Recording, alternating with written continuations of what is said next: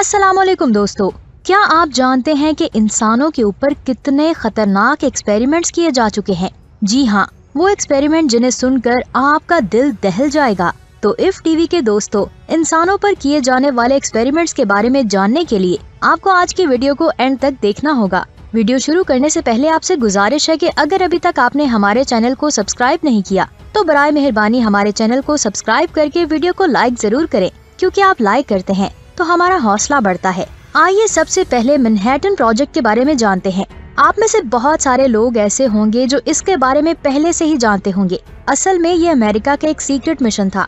इस प्रोजेक्ट के जरिए अमेरिका के लोग खास किस्म के एटम बॉम्ब बनाना चाहते थे ताकि वो लोग उस वक्त चल रही वर्ल्ड वॉर 2 को खत्म कर सके। इस प्रोजेक्ट में एक साइंटिस्ट जिनका नाम हेनरी डेगलिन था, उन्होंने इस प्रोजेक्ट पर 21 अगस्त 1945 को काम करना शुरू कर दिया। असल में वो एक रिफ्लेक्टर बनाना चाहते थे। उन्होंने 4.5 किलोग्राम की टंगस्टन कार्बाइड से बनी हुई ईंटों को प्लूटोनियम से बनी कोर के चारों तरफ रखना शुरू कर दिया। बदकिस्मती से उसके हाथ से एक ईंट फिसल गई और फिसल कर नीचे गिर गई, जिसकी वजह से एक चेन रिएक्शन शुरू हो गया। इन्हें अपनी इस गलती का एहसास बहुत जल्दी हो गया था। सबसे पहले उन्होंने इस चेन रिएक्शन को रोकने की कोशिश की, लेकिन बहुत देर हो चुकी थी। उनका हाथ न्यूट्रॉन्स की रेडिएशंस का शिकार हो चुका था।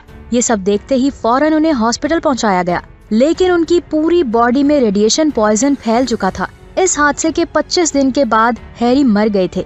इस एक्सपेरिमेंट की वजह से होने वाली इस मौत ने रेडियो एक्टिव एलिमेंट्स के इस्तेमाल करने के तमाम रूल्स को बदल कर रख दिया। आइए अब बात करते हैं डायोक्सिन टेस्ट की। 1965 में डॉक्टर एल्बर्ट क्लिगमैन ने डायोक्सिन टेस्ट अपने एक पेशेंट पर किया। ये वो वक्त था जब अमेरिका और रूस के दरमियान जंग चल रही थी। इस जंग में अमेरिका इस तरह के बायोकेमिकल वेपन्स बनाना चाहता था ताकि वो रूस के फौजियों को ज्यादा से ज्यादा नुकसान पहुंचा सके। इस एक्सपेरिमेंट को डॉक्टर क्लिगमैन ने मजीद बढ़ाने के लिए एक पेशेंट की बॉडी में सेव पॉइंट से 486 गुना ज्यादा डायोक्सिन लगा दी थी। उस इंसान की हालत का अंदाजा आप इस बात से लगा सकते हैं कि अगर हम डायोक्सिन को सेफ डोज से 2 गुना ज्यादा यूज कर लें तो हमारी बॉडी अंदर से गल सड़ जाएगी। और उस आदमी की बॉडी में 486% ज्यादा डायोक्सिन यूज की गई थी। बदकिस्मती से उसने इस रिजल्ट को कभी भी पब्लिक नहीं किया। ऐसा कहा जाता है कि डॉक्टर क्लिगमैन ने 70 लोगों पर ये एक्सपेरिमेंट किया था, लेकिन इसे आज तक पब्लिक नहीं किया गया। और न जाने इस खतरनाक एक्सपेरिमेंट ने कितने लोगों की जान ली होगी। आइए अब बात करते हैं ऑपरेशन सी सेप्री की। सितंबर 1950 में अमेरिका की फौज ने बैक्टीरिया सेरेटा मार्सेंस को कैलिफोर्निया के नॉर्दर्न कोस्ट की हवा में मिलाया था। इसे उन्होंने समंदर के अंदर 2 मील तक फैला दिया था। आमतौर पर ये बैक्टीरिया मिट्टी और पानी के अंदर पाया जाता है। ये बैक्टीरिया अपने अंदर से लाल रंग का पिगमेंट प्रोड्यूस करता है। इस बैक्टीरिया के लाल पिगमेंट की वजह से पूरी दुनिया के साइंटिस्ट इसे यूज करते हैं। इस एक्सपेरिमेंट के जरिए ये पता लगाना था कि अगर दुश्मन मुमालिक की तरफ से अमेरिका की किसी बड़े सिटी पर बायोकेमिकल वेपन से हमला किया गया तो उसका इफेक्ट कैसा होगा।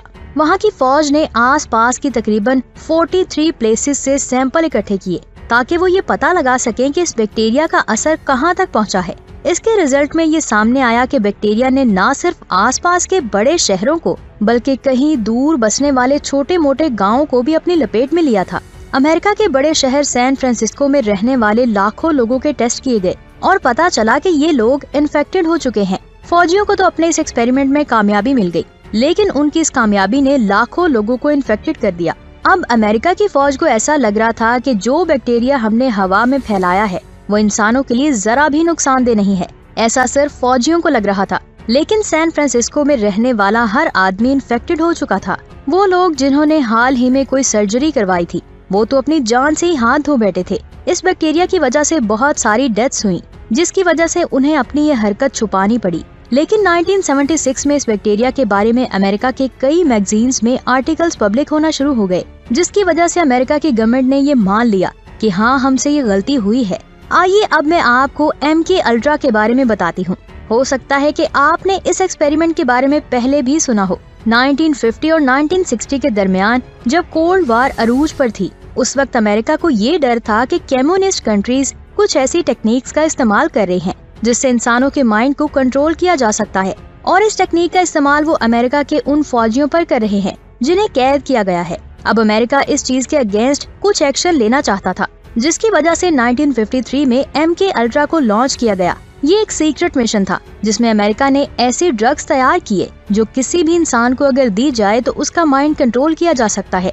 ये प्रोजेक्ट इतना सीक्रेट था कि आज भी दुनिया इसके बारे में अच्छी तरह से नहीं जानती। इस एक्सपेरिमेंट में 150 आम लोगों का इस्तेमाल किया गया और इन्हें पहले वो ड्रग्स दी गई, फिर इसके बाद पैरालिटिक्स और इलेक्ट्रोशॉक जैसी थेरेपीज इन्हें लगाई गई। ये लोग जानते ही नहीं थे कि आखिर इनके साथ क्या किया जा रहा है। साइंटिस्ट का कहना है कि इन ड्रग्स से लोग अपनी असल पहचान भी भूल गए थे। जो उन्हें कहा जाता वो उसे ही सच मान बैठते थे।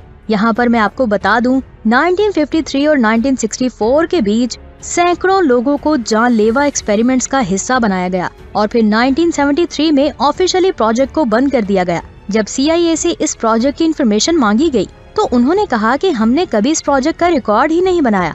आइए अब क्यू के हिल टॉप के बारे में जानते हैं। ये CIA का एक और प्रोजेक्ट था। इस प्रोजेक्ट में चाइनीज लोगों के मुताबिक जो ब्रेन वॉश की टेक्निक्स यूज की जाती हैं, उन्हें स्टडी करना था। यहाँ पर मैं आपको बता दूं कि एक वक्त ऐसा था जब चाइनीज ने बहुत ही एडवांस टेक्निक्स इजाद कर ली थी। इन टेक्निक्स के जरिए वो खास तरीके से इंटेरोगेशन करते थे। इस प्रोजेक्ट को डॉक्टर हेरोल्ड वुल्फ ऑपरेट कर रहे थे। डॉक्टर हेरोल्ड उस वक्त कॉर्नेल यूनिवर्सिटी में रिसर्चर थे। सबसे पहले उन्होंने जेल में बंद लोगों के ब्रेन वॉशिंग, हिप्नोसिस और ह्यूमिलेशन जैसी चीजों की टेक्निक्स इकट्ठी की। इन सब चीजों से वो ऐसी मेडिसिन बनाने वाले थे जिससे वो दिमाग के उस हिस्से को ही डैमेज कर दें जिसमें वो ये सब फील करता है। डॉक्टर हेरोल्ड ने अपने इस एक्सपेरिमेंट में कई तरह की मेडिसिन बना ली और फिर इन्हें टेस्ट करने के लिए CIA से कुछ कैदियों की डिमांड की। डॉक्टर हेरोल्ड के कहने पर इन कैदियों को एक कमरे में बिठा दिया गया। डॉक्टर हेरोल्ड ने पहले से ही CIA को बता दिया था कि ये मेडिसिन बहुत ही खतरनाक हैं, इतनी ज्यादा खतरनाक कि इससे इंसानी दिमाग पर ऐसा असर पड़ेगा जिसकी वजह से वो कुछ ही मिनट्स में डेड भी हो सकता है। अगर ऐसा कुछ भी हुआ तो उसका जिम्मेदार मैं नहीं हूँगा। ये मेडिसिन कैदियों को देने के बाद उनकी बॉडी में से कई तरह के सैंपल्स लिए गए। मेडिसिन देने के कुछ देर बाद कैदियों के दिमाग में से ब्लीडिंग स्टार्ट हो गई थी और कुछ कैदियों को बहुत ही डरावने ख्यालात आने लगे। इसके अलावा इस एक्सपेरिमेंट में और क्या हुआ था इसके बारे में किसी को भी नहीं बताया गया। आप इस एक्सपेरिमेंट के बारे में क्या राय रखते हैं, हमें नीचे कमेंट्स करके जरूर बताएं। अपना बहुत सारा ख्याल रखें, दुआओं में याद रखें। अल्लाह हाफिज।